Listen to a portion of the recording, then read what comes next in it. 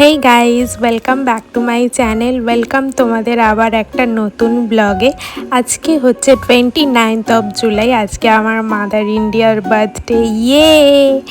তো happy birthday মা। খুব খুব খুব ভালো থেকো, খুব সুস্থ থেকো, আর আমি তোমাকে সারা জীবন এভাবেই জ্বালাতে থাকবো।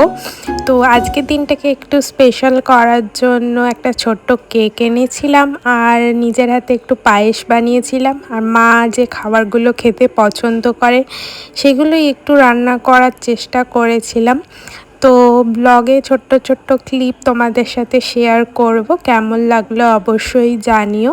আর চ্যানেলটাই নতুন থাকলে সাবস্ক্রাইব করে দিও। চলো দেখে নাও ব্লগটা।